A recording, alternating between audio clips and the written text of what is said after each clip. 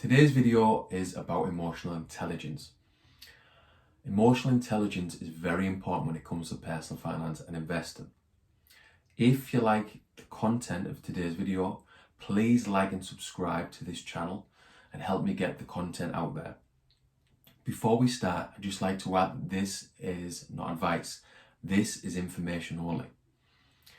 If this is the first video of this channel you're watching, I would go back to the introduction video.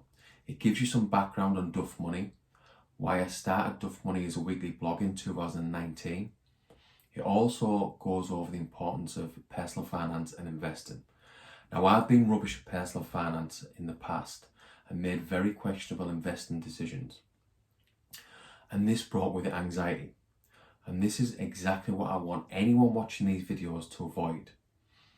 Right, let's get to today's video, emotional intelligence. Now, I'm no expert on emotional intelligence. I am an emotional investor. I've been too emotional in the past, but what I would say is my emotional intelligence has improved over the last 3 years. And that's because I got into personal development towards the end of 2018, going into 2019. And it was because of reading books like The Chimp Paradox by Steve Peters. That reading books like that helped me to understand the brain and, well, understand the brain more, and especially understand the amygdala, which is the emotional part of the brain. And Peters refers to the amygdala as the chimp brain. Now, what I'm going to do in today's video is go over some of my examples of me and my chimp brain from back in the day when I was too emotional, and being too emotional led to poor investment decisions. Not good. I'm also going to touch on some things that have helped me to improve my emotional intelligence over the last 3 years. So back in the day, back when I was 19, I bought my first property. I had 3 properties in my early 20s and honestly thought I was going to be a property millionaire. By 2008, things had started to change, they'd started to go south, and by 2009, I was £50,000 in negative equity. This meant I was very negative towards my properties and negative in general, really. Didn't help me at all. And looking back with a bit more self-awareness, I realised that it had more of an impact on me than I thought at the time. This also led to a 12-year gap between rental number 3 and rental number 4. If you're an aspiring property investor, don't let this be you. Don't let any bumps in the road deter you. Stick at it and keep going. Your things will improve and you'll get the results you're looking for. Another example of me and my chimp brain from back in the day was when I was investing in single shares. Around 2010, 2011, I lost £8,000, and this was because I dived in without doing any research, lost the money, and this meant I was even more negative. I was very negative about money. I didn't want to invest in my financial future. I didn't want to invest in any pensions.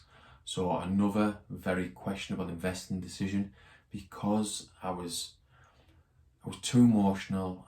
I had a bit of FOMO. I dived in without doing any research. Not only that, during this period, 2010 to 2011, I got myself far too worked up over these single shares. I was checking on them far too much. I got anxious over them and I wasn't good with my emotions. And looking back, I was a very emotional investor. Another bad decision was further down the line. I built up some savings because I was doing okay in work. Built up some savings and put them savings into premium bonds. And I had them in premium bonds for 4 or 5 years and earned less than 1% interest. Another questionable investing decision. So there, I would say they're my 3 worst investment decisions. I made quite a few over a 10-year period, but they're probably my worst. You've got a 12-year gap between rental number 3 and rental number 4. I lost £8,000 in single shares, and this meant I was really negative about money and didn't want to invest in the stock market for a good 8 years, 9 years, whatever it was. And I put money in premium bonds and earned less than 1% interest. And during this period between 2008 and 2018, I was just negative in general. I was far too emotional. I was too emotional at work, too stressed out over nothing, nothing in particular. I was too focused on myself, too selfish. I was stressed out playing football in the car. If someone didn't acknowledge me when I let them through, they didn't wave at me, I'd be fuming. If I got tailgated in the car, I'd be fuming. Just far too emotional in general. And this was right up until 2018, and I was really negative about work at this point. And the main issue, I was negative at work, but I was taking it home. I was whinging about work, I was whinging about money. And I finally got to a point mid-2018 where I'd had enough of myself. I'd had enough of being negative.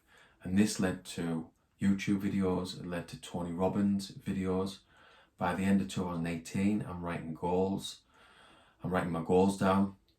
Going into 2019, I really got into personal development. And since the start of 2019, things have improved.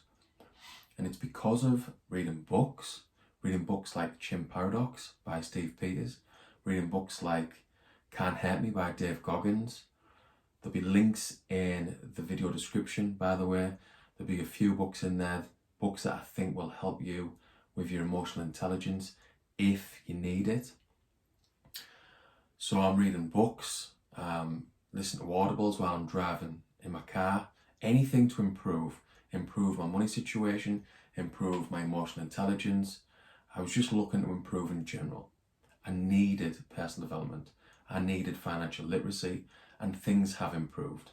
My personal finances have improved. My emotions have improved. I've got to a point where I can invest with skill, and that's partly because of improving my emotional intelligence. Now, I still think I'm an emotional investor, but things have improved. I've got some wins under my belt. I've started investing in property again. I invest in index funds.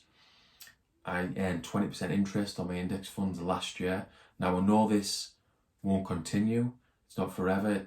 I might get 2% next year. I might get negative interest the year after. But the point is, I'm classing it as a win. I've started to invest in the stock market again, which is a bonus. I've moved on from being negative about losing money on single shares. But again, I am an emotional investor, and I can honestly say that with much more self-awareness. And a good example of this is last year, I got too emotional over crypto for a good 6 weeks. I was obsessed with crypto, but I managed to, with the help of my better half, my wife, managed to stop being so obsessive, and I got back into good habits. Then bad habits from my negative decade come back, where I was checking on my crypto every 5 minutes. Not good, get myself anxious. But I moved past it, and now I look at it as though it's long-term buy and hold. And that's what suits me. Because I'm an emotional investor, long-term buy and hold is what suits me. And I do that with property investing, index investing, and crypto. I might have the odd little blip like I did last year with crypto, but in general, my emotional intelligence has improved over the last few years. And that's what I want for anyone watching these videos. I want you to understand that things can improve. And the reason that I've been able to improve is because of personal development.